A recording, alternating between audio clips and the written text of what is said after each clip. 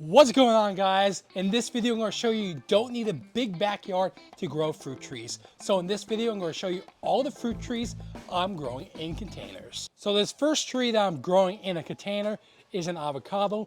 I'm actually growing two of them here. I have a Joey and an Arizona. The Joey is a really good variety to be growing in a container. So most people think because this is a big tree, they should put it in the ground immediately. But actually that's not true. My training has taught me to keep an avocado tree in a container for 5 to 8 years until it's a mature tree. And then you can put it in the ground because at that point it'll become frost tolerant and it'll be able to resist colder temperatures. So in my zone, zone 9, I want to keep my avocado trees in their containers until they are mature trees. I love growing citrus, so this next tree is a Meyer Lemon tree. I had two citrus trees in the ground in the past, a giant grapefruit tree and an orange tree. Both of those died in a major frost event in 2021, and I've just given up trying to grow citrus in the ground. So from now on, I'm only going to be growing dwarf varieties that I can grow in a container, like this dwarf Meyer Lemon. This is a 15-gallon container. Pretty much for any fruit tree, that's the size container that you want to aim for. This year I've added a few new fruit trees to my container garden, one of them being fig trees. I actually have two different varieties of fig trees growing in my garden, one of them being a Celeste fig and the other an LSU fig. Both varieties are really good to grow in zone 9, so if you live in warmer zones, you should consider both those varieties to grow in your garden. But this fig tree right here growing in a whiskey barrel, it's looking super prolific and it's just going to be a great producer. Another fruit tree I'm excited to grow in a container is my brand new apple tree.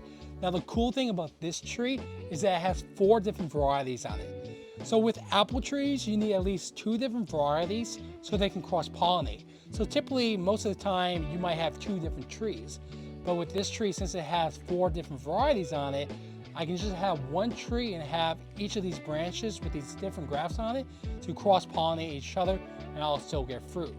We just did a video where we went to this nursery called JRN here in Houston, and we did some fruit tree shopping, so go check out that video next. I know this tree may look a little stressed right now, but that's because it's in some transplant shock.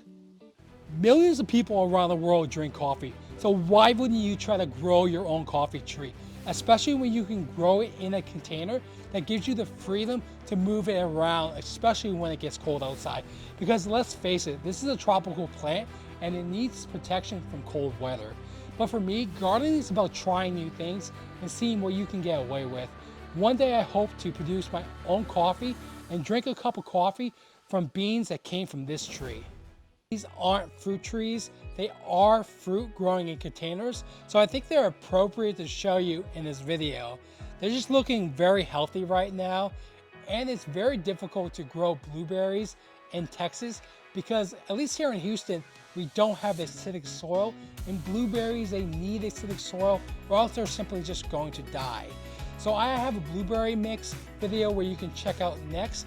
I use that same blueberry mix for my coffee tree too, so I'll have a link in the description and in the card above. So as you can see, container gardening allows you to expand your capabilities and grow much more than you typically would be able to if you were trying to grow in the ground. So if you found any information in this video helpful, please consider leaving a like and subscribing for more gardening videos, and hopefully this video has inspired you to grow fruit trees in containers.